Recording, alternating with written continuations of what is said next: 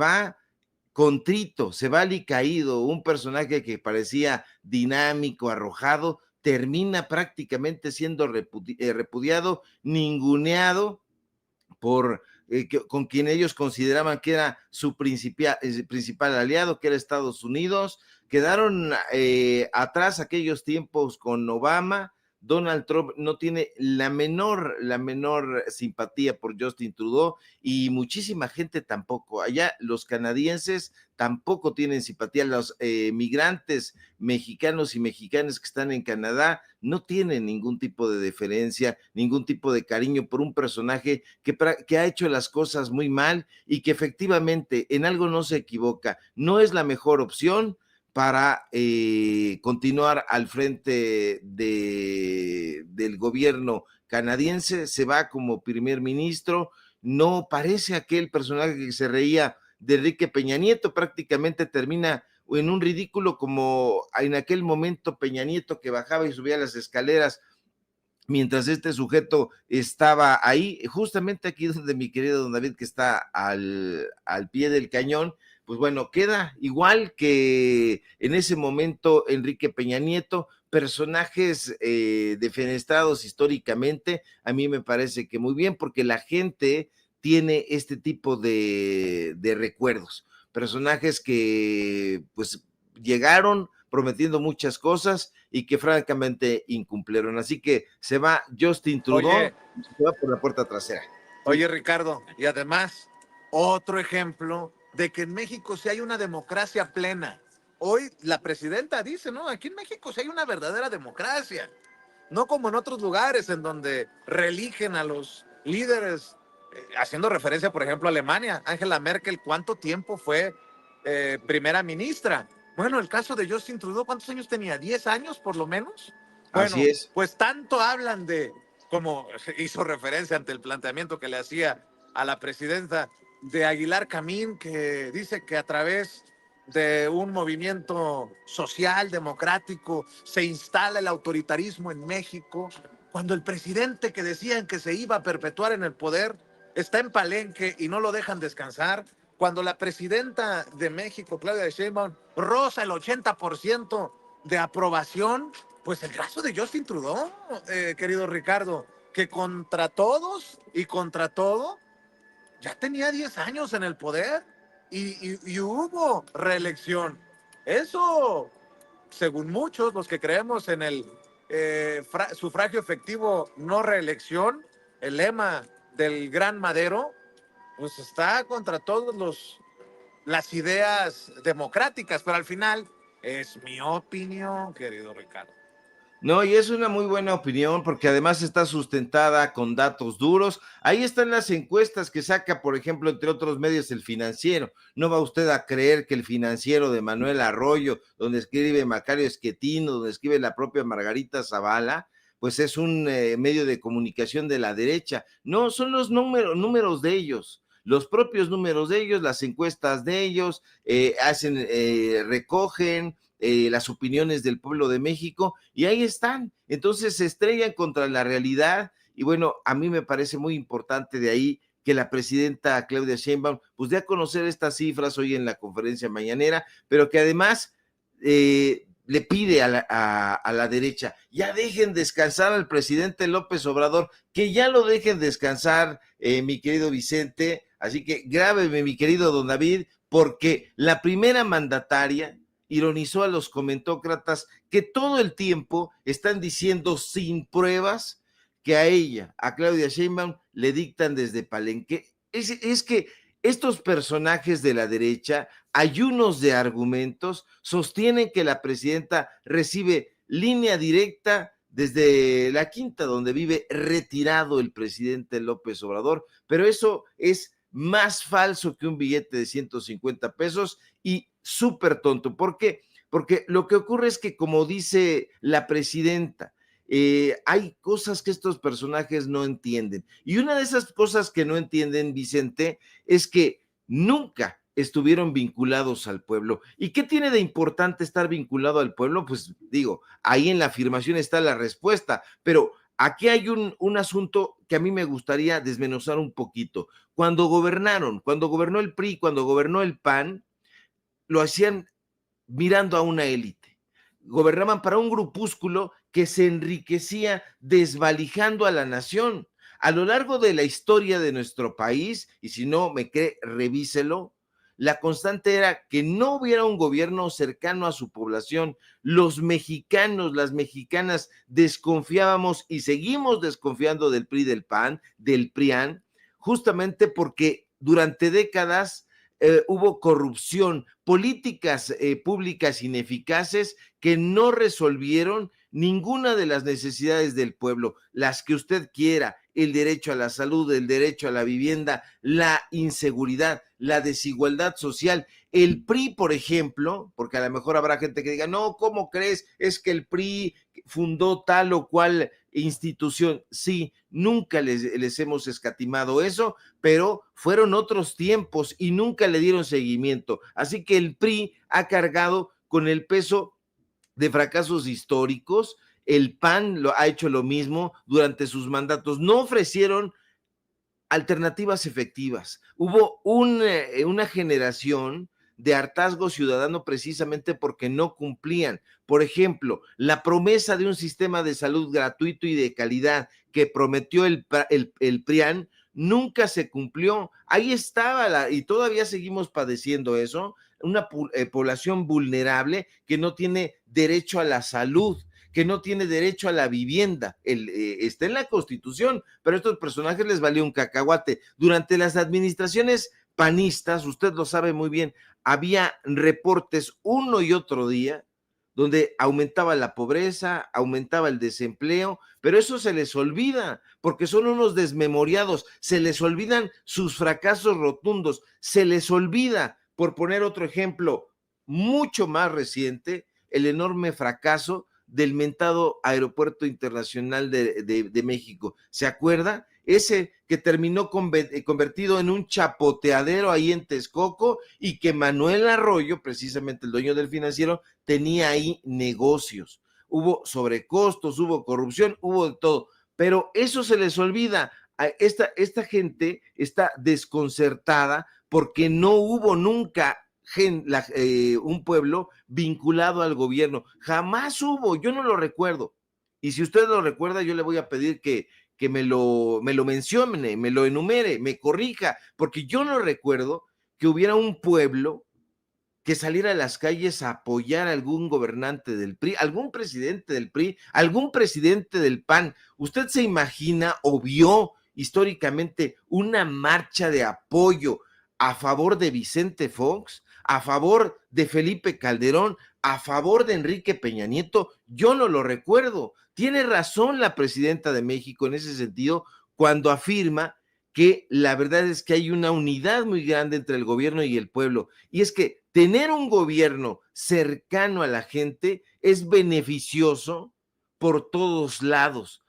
Fomenta la participación ciudadana. Uy, pero estos personajes no quieren que haya participación ciudadana porque eso significa que se enteren, que se informen, que piensen y que debatan. Vínculo que hay entre los gobiernos, el gobierno de Andrés Manuel López Obrador y el gobierno de la presidenta Claudia Sheinbaum, pues ha activado a los ciudadanos, les ha encendido el chip en la toma de decisiones. Entonces, todo esto es muy importante y muy interesante, Vicente, porque es un gobierno accesible, transparente. Así que yo creo que van a seguir por esa línea. Oye, no sé si dejé de escuchar el programa de Ciro Gómez Leiva por la mañanera, pero a lo mejor ya salió a respingar porque lo mencioné. Fue por la columna que escribió en Excelsior hoy, que mencionaba el tema, le hacía el planteamiento a la presidenta, que da para decir, dejen descansar al presidente, y da para que la presidenta diga, es que no lo entienden porque no conciben que este gobierno esté tan cercano a la gente. Ciro Gómez Leiva escribe, fíjate, nada más, mi querido Ricardo Sevilla, en el Excelsior de Pascal Beltrán del Río, 365 días, dice, 30 años. ¿Qué hacen los 6 expresidentes? Fíjate nada más. Cedillo es catedrático y funcionario en la Universidad de Yale. El viernes dictará una conferencia en un foro del ITAM. lo está promocionando. Parece querer seguir polemizando sobre la situación en México. Fox vive en Guanajuato y a diferencia de los otros expresidentes, levanta la mano y difunde mensajes en las redes para tratar de abrir debates. Cada vez le cuesta más lograrlo. ¿Abrir debates? Que no mames. Bueno, ahora sé que Calderón reside en la zona de Trafalgar, Chamberí de Madrid. Se mueve en bicicleta y transporte público y da conferencias y asesorías en distintas partes del mundo. Continúa activo en las redes. Peña Nieto vive en las afueras de Madrid. De vez en cuando llega a restaurantes del barrio de Salamanca, sonriente, sin aparatosidad. No se mete ni quiere meterse en problemas con nadie. Salinas sigue siendo un mito. El mito dice que vive en Madrid. De ser así, lo hace con una discreción mayúscula. No parece interesado en que lo vean ni lo oigan. Cuenta la leyenda. Háganme ustedes el puto favor. Perdón por la expresión. Pero este es el disque gran periodista de México. Cuenta la leyenda que López Obrador pasa los días en Palenque, en donde cuenta la leyenda, reflexiona y escribe. Aunque otra leyenda cuenta que desde allá maneja delicadas cuerdas del poder.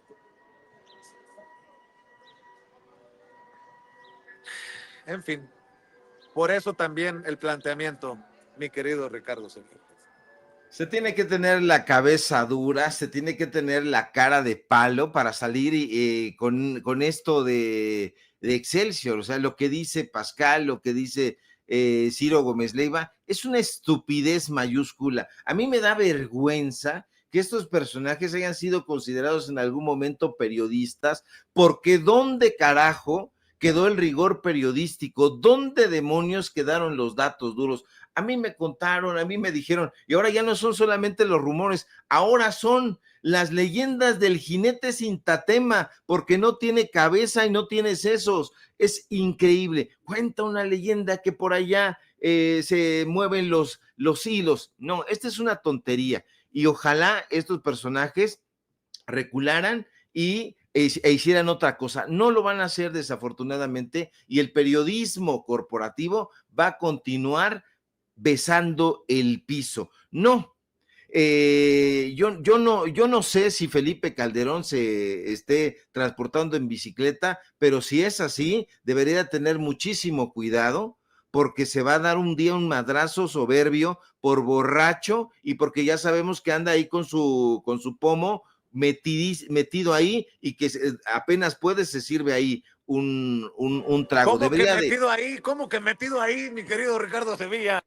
No, metido en el saco, se ve que lo sacó y en un restaurante ahí se sirvió una y después se lo guardó ahí en esa parte, en la parte interior del saco. A eso me refería. Pero no, este personaje, mire, qué vergüenza tener que salir están borrados. Felipe Calderón no es que esté dando unas cátedras especiales, ¿no? La verdad es que está defendiendo, y usted lo escuchó en el último tiempo, hacer una defensa pues del partido en el que él militó, en el que ha militado, en el que tiene roces y después encuentros y desencuentros. No, es un personaje que debió haber hecho las cosas. Todos estos personajes, Vicente, debieron haber hecho las cosas en el momento en que pudieron. Fueron presidentes de este país. Ese, por cierto, espurio. Pero todos los demás estuvieron al frente del país y ahora sí están muy interesados en lo que está haciendo este gobernante, en el caso de Andrés Manuel López Obrador y en el caso de la presidenta Claudia Sheinbaum. Ahora sí están muy participativos, pero en su momento estaban borrados. No, nadie tuvo nunca, yo no recuerdo, ningún tipo de empatía con Ernesto Zedillo. No tuvo empatía ni el propio Salinas de Gortari. Es un personaje absolutamente execrable. Todos estos sujetos llevaron a cabo políticas que fueron lesivas al pueblo de México y hoy en el retiro, se supone que en el retiro están haciendo otras cosas. Bueno, Andrés Manuel López Obrador está retirado sin reflectores, escribiendo su libro como supone la presidenta Claudia Sheinbaum y como suponemos nosotros. Qué importante es que el presidente López Obrador haya hecho las cosas en el momento en que las debió hacer.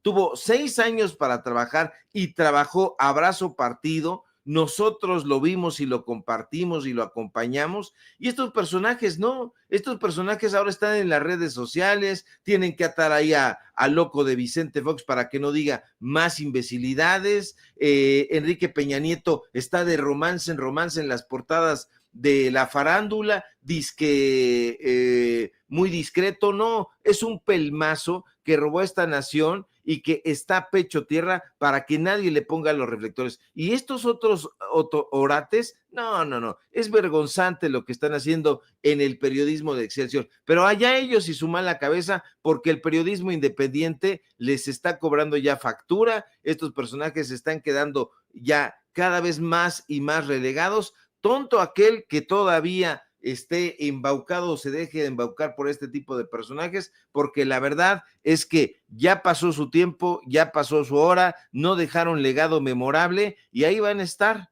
en el Museo de las Bestias Negras del periodismo. Oye, Ricardo, y así como la presidenta exhibe a Aguilar Camín, dice que va a haber derecho de réplica desde la mañanera del pueblo, que madriza, sin mencionar el nombre del presidente del PAN, Jorge Romero, porque publicó ayer un comunicado de prensa pedorro. Jorge Romero, el líder, dicen muchos, del cártel inmobiliario, la mafia inmobiliaria del PAN, en la Benito Juárez sobre todo, que el incremento al precio de la gasolina es un golpe directo al bolsillo de las familias mexicanas. Y en el penúltimo párrafo escriben: Morena sigue mintiendo con tan solo recordar la promesa hecha y no cumplida por López Obrador con respecto al precio de la gasolina 10 pesos. Hoy alcanza casi ya los 30, que no mames. Pero ante ello, desde el Partido Acción Nacional seguiremos del lado de la gente. Que no mames. ¿Cómo del lado de la gente? Si el que fue su último presidente del PAN, Felipe Calderón, dejó una pinche barda en lugar de refinería. O sea, ¿de qué me hablan? Por cierto, qué buena explicación de cómo es que se da esto del precio de la gasolina y que entienda el que quiera entender, pues, mi querido Ricardo Sevilla. Sí, desafortunadamente estos personajes no quieren entender, pero yo le voy a pedir a usted que lea, por favor, que lea lo que están escribiendo estos personajes y que se dé cuenta, no es necesario que usted aprenda a leer entre líneas. Ahí son burdos hasta la pared de enfrente y se exhiben en toda su barbería. A mí me parece inaudito que todavía haya este tipo de personajes que tratan de quedar bien con Jorge Romero. Ya que quiere usted información, vaya a ver, por favor, aquel documental en 3 episodios que hicimos precisamente sobre el cártel inmobiliario. Teníamos una fila, mi querido Vicente, una fila como de 30 personas que estaban dándonos su testimonio. Y ahí en ese documental, que es un documental largo, le digo en 3 episodios, entrevistamos a las personas que perdieron a familiares, que les vendieron departamentos ahí en la Benito Juárez desde la época de Jorge Romero. A mí me parece increíble que Acción Nacional no tenga vergüenza y que hayan permitido que este desgraciado, porque es un desgraciado y un delincuente, pues ahora sea la cabeza de ese partido político. No hay a cuál irle. Estuvo Marquito Cortés. Usted se asoma a un lado y encuentra a Marco Cortés, se asoma a otro lado y encuentra a Ricardo Alcerillo Anaya y dice, bueno, pues a lo mejor será relevante que hablemos con el líder del partido, y se encuentra al líder del cártel inmobiliario. ¿A quién le va? A Kenia López Rabadán, a Mauricio Tabe, a Santiago Taboada. ¿A quién? No, esta es la oposición. Tienen perdidas las próximas elecciones. Ojalá en Querétaro, ojalá en la Benito Juárez, ojalá en otros lugares se den cuenta que este tipo de personajes pues están haciendo cosas en contra de sus propios votantes. Le dijimos aquí lo que sucedió ahí en Corregidora, en el municipio de Querétaro, una gasolinería que, por cierto, gracias al reportaje que presentamos, otra vez la volvieron a clausurar. A mí eso me parece muy importante, porque el periodismo que nosotros estamos practicando, pues por lo menos sí se escucha. No es un periodismo tan de dudosa reputación como dicen por ahí. Están escuchando y están muy atentos a lo que estamos haciendo, pero fíjese, ahí en Corregidora, mucha gente que nos dijo, ¿sabes qué? Sí votamos por el PAN, pero estamos decepcionados porque se fueron en contra de nosotros y les valió un cacahuate. Hoy lo siguen haciendo, lo van a seguir haciendo porque no son cercanos a la gente. Cuando usted se encuentra a estos sujetos, se los encuentra siempre,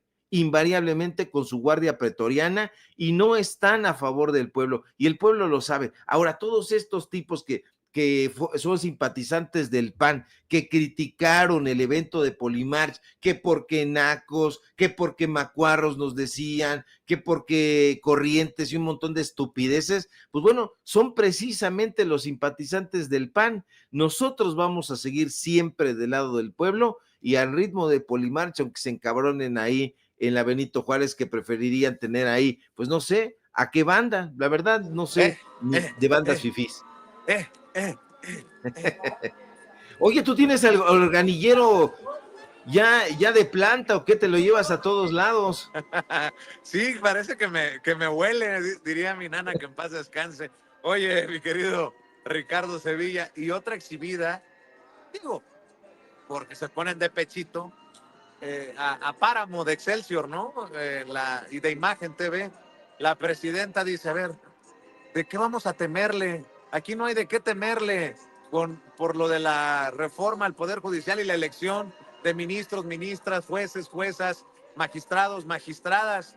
Vamos a elegir entre todos. El pueblo, ahora sí que la presidenta puede presumir, está de este lado, a pesar de que le digan que si los expertos, que si no sé qué madres, el planteamiento pues complejo, ¿no? De qué opina de lo que dicen los que saben.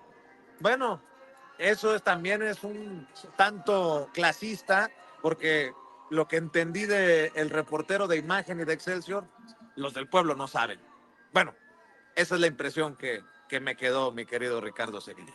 Así es, Vicente. Qué triste lo de Arturo Páramo. La verdad he de confesar que fue mi cuate, Arturo Páramo, ahí en Excelsior. Cuando yo renuncié a ese periódico, él incluso fue a alcanzarme ahí sobre Avenida Reforma, cuando el periódico estaba ahí en la llamada esquina de la información, que era la esquina de la desinformación. Pero bueno, se ha convertido ahora en un personaje que va e intenta sembrar la insidia. Yo lo veo muy mal esto, no solamente ahora en este recién nacido gobierno de la doctora Claudia Sheinbaum, sino en el gobierno, durante el gobierno de Andrés Manuel López Obrador, va y lanza este tipo de preguntas como dardos pestíferos, pero hoy le responden que no hay riesgo, que la reforma al Poder Judicial, por si no se ha enterado, pues va, y va el 1 de junio, se van a elegir a todos estos que no querían elegirse, a jueces, a juezas, a ministros, a ministras, magistrados, magistradas, y bueno, pues esta semana, como ya lo había anticipado la presidenta de México, se va a reunir con Guadalupe Tadei y con las autoridades del Instituto Electoral.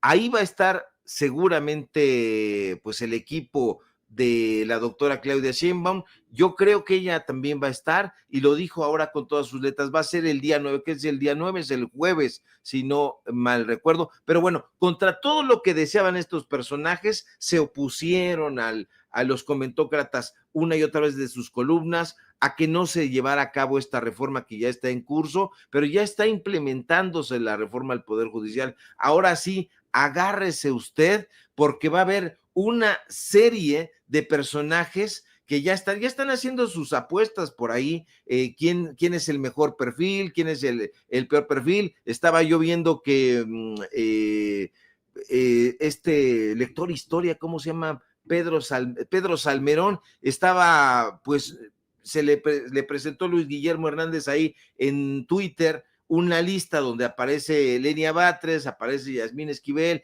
aparece César Gutiérrez Priego, y él dice que no, que él tiene a los suyos, y da ahí un listado. Pues la verdad, no lo comprendo al señor Pedro Salmerón. Ojalá piense bien las cosas, porque sí tiene su cierta influencia y debería en lugar de verse tan tendenciosos, Vicente, yo creo que nosotros debemos presentar las características. ¿Qué es lo que han hecho los ministros? A ver, ¿qué es lo que ha hecho ¿quién te gusta? Lenia Batres. Esto es lo que ha hecho Lenia Batres. Presentárselo a la gente con datos duros. ¿Qué es lo que ha hecho este juez?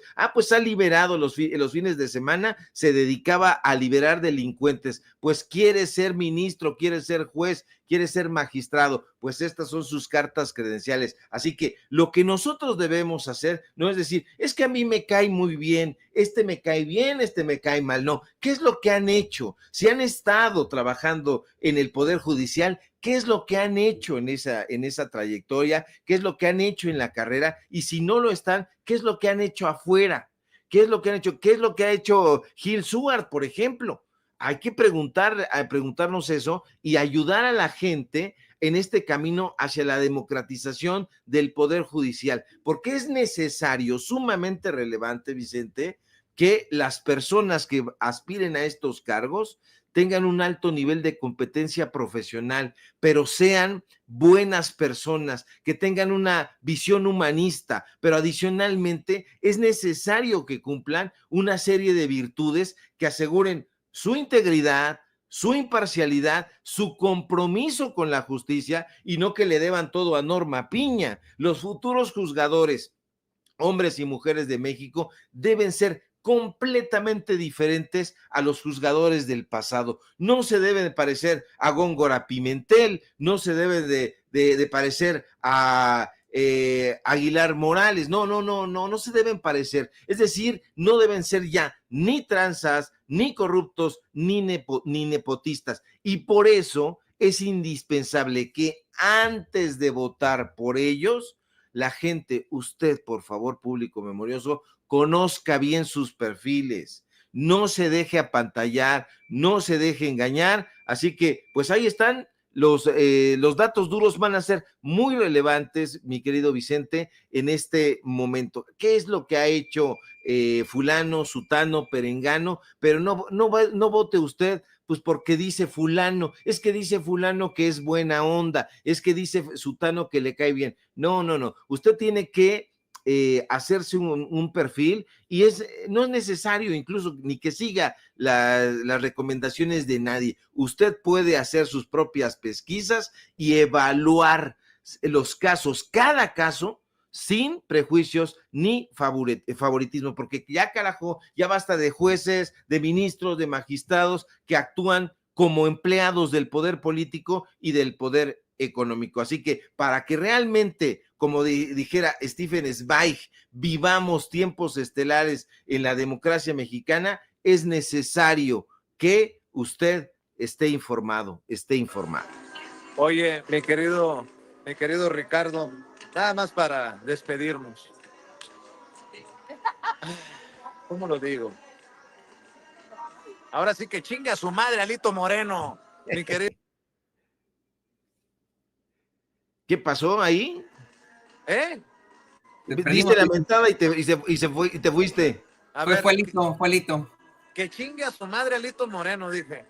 A todos les puedo aceptar una felicitación, incluso a Lili Telles, del Día del Periodista. Pero Alito Moreno, aquel que... A ver, don David, de casualidad no podrá encontrar por ahí en sus archivos cuando decía Alito Moreno que a los periodistas había que matarlos de hambre y esas cosas, porque Alito Moreno, el que actuaba con dolo, culebra, contra los periodistas cuando fue gobernador en Campeche, ahora resulta que sacó pues este comunicado en redes sociales. Hoy, en el Día Nacional del Periodista en México, reconocemos la valentía y compromiso de quienes dedican su vida a informar con verdad y claridad, muchas veces enfrentando riesgos inimaginables. Sin embargo, este día también nos recuerda la crisis que atraviesa el periodismo en el país. México sigue siendo uno de los lugares más peligrosos para ejercer esta profesión. Las agresiones, amenazas y asesinatos de periodistas son una herida abierta que evidencia la falta de garantías para la libertad de expresión y la impunidad que perpetúa estos crímenes. Es inaceptable que quienes informan al pueblo sean silenciados con violencia. Exigimos justicia, protección efectiva y un compromiso real para garantizar un ejercicio periodístico libre y seguro. Sin periodistas no hay democracia, sin verdad no hay libertad. A tu madre, Alito Moreno, cuando hablaba de verguizas horrorosas contra periodistas, cuando hablaba de matarnos, pero no a balazos, sino de hambre, ¿cómo hijos de la chingada le podemos aceptar esto? Pero bueno, quería terminar con esta joya, mi querido Ricardo Sevilla, escuchar tus reflexiones, tus opiniones y como siempre cerrar con la invitación para que no nos callen en redes sociales. Claro que sí, mi querido Vicente, y digámoslo con el eufemismo del pueblo de México, de acá del barrio. Yo quisiera mentarle la madre también a Alito Moreno, desde luego, pero vamos a decirlo como dicen acá en mi barrio, que vaya y chifle a su flauta, que vaya y chifle a su flauta porque es un personaje justamente que no ha tratado bien a la prensa, que la ha denostado, evidentemente solamente a sus cuates, ¿no? A los que chayoteaba y, bueno, pues no respeta el periodismo. Yo decía a propósito de este día que era el 4 de enero, que fue el 4 de enero, que el periodismo pues es una actividad profesional que se debería centrar en la obtención de información, pero en el tratamiento de esa información y en su difusión de manera responsable, porque lo que tú digas aquí ante el micrófono o lo que escribas o lo que publiques va a tener un impacto en la gente. Así que el propósito debería ser brindar periodismo verídico, periodismo oportuno, actuando como una especie de faro que quitara las brumas, que quitara la niebla de todas estas mentiras que se han ido acumulando en torno a lo económico, a lo político. El periodista y escritor Rodolfo Walsh, yo lo decía que era un referente del periodismo latinoamericano, afirmaba que el periodismo es libre o es una farsa. Y estos personajes, pues bueno, son unos farsantes, no son libres, ni Loretito, ni Ochoa Huerta, ni todos estos que ahora están de moda, mucho menos Ciro. El periodismo no solo debería informar, señores y señoras, sino que también debería de ayudar a que la ciudadanía reflexionara y ejerciera sus derechos. Eso es muy importante. Así que usted vea, evalúe, piense, reflexione y si no está de acuerdo, alce la mano y dígalo, porque hay diferentes personajes que están disfrazados aquí de periodistas y no lo son. No lo son. Todas estas opiniones, todas estas interpretaciones, los comentócratas quieren disfrazarla de periodismo y eso no es periodismo. El periodismo es otra cosa. El periodismo es un puente entre la verdad, el público y la ética. Si estos personajes no son responsables y creo que no lo van a hacer, pues entonces no son periodistas. Pero bueno, como dijera mi amigo Vicente Serrano, esa es mi opinión. Síganme en mis redes sociales, por favor.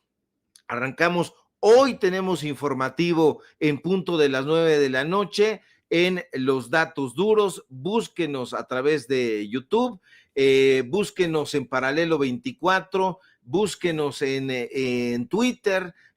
Hoy vamos a empezar otra vez, venimos en 2025 con un montón de cosas, ya no tenemos tos o apenas hay una poquita carraspera, pero pues bueno, son cosillas que van ocurriendo, pero vamos a seguir nosotros comprometidos con el periodismo independiente. Síganos, por favor, en todas esas redes sociales y, por supuesto, aquí en La Familia Sin Censura, donde somos orgullosamente miembros. Te mando un fuerte abrazo, mi querido Vicente, y bueno, sigue disfrutando de la mañana que está buena, está fresca, ahí en el centro histórico. Acá bailando a la polimarcha, aunque se enojen los fachitos, mi querido Ricardo Sevilla. Te veo al rato, nos vemos. Un abrazo, mi querido Ricardo. El maestro Ricardo Sevilla hablando con nosotros sin censura y para